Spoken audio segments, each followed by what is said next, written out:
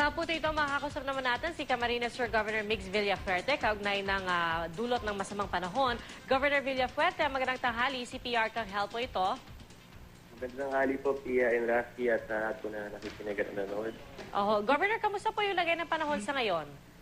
Sa ngayon po, very sunny po ang probinsya po namin, pero we are expecting tonight na tatamaan po ang Vera Catanduanes ng bagyo. Tapos tomorrow afternoon, around 2 p.m., 3 p.m., ang Caramoan, Garcia Torena, at ang eastern seaboard po ng probinsya ng Camarines Sur ang tatamaan.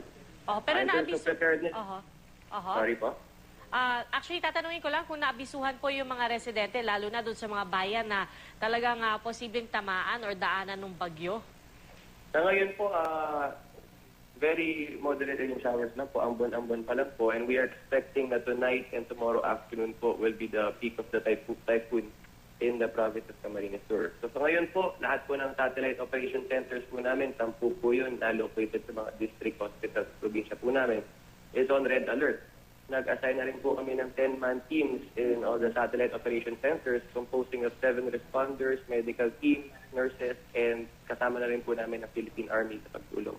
Ang mga 1,000 barangays po sa probinsya namin, nag-text na po kami sa lahat ng kapitan na we informed them po na wala na po magsisailing, wala na po mag-fishing till the advice, till mapalitan na po ang advice ng pag-asa na free na daw po sila. All chief of hospitals po, 24 hours will be in all the district hospitals, lahat po ng hospital na ako sa probinsya. And gusto ko na rin pong i-announce na suspended na po ang classes today and tomorrow in the province of Camarines Sur, all levels. So, as of now, very sunny po sa probinsya po namin, pero we are expecting the typhoon to hit us tonight until tomorrow afternoon. Alright, so malinaw po yun, Gov. Ngayon pa lang suspendido na all levels, classes today and tomorrow. At Gov, nabanggit niyo po yung mga paghahanda na ginagawa po ninyo. Pero sa ngayon ho ba, meron na ho bang pinapalikas ng mga residente? Tingin niyo, kailangan magpatupad ng forced evacuation in certain areas?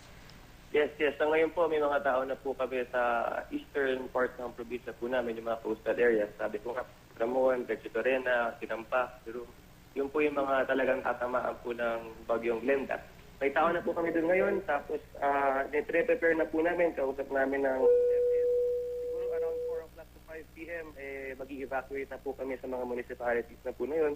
Parating na rin po mga food pack, just in case kailangan po nila mag-stay sa evacuation center ng matagal na panahon. Gov, wala naman ho yung mga residente na sa ngayon ayaw sumunod or ayaw lumikas. Baka gusto nyo hong manawagan muli sa kanila or magbigay ulit ng paalala dun sa mga residenteng tatamaan or madadaanan ng bagyo?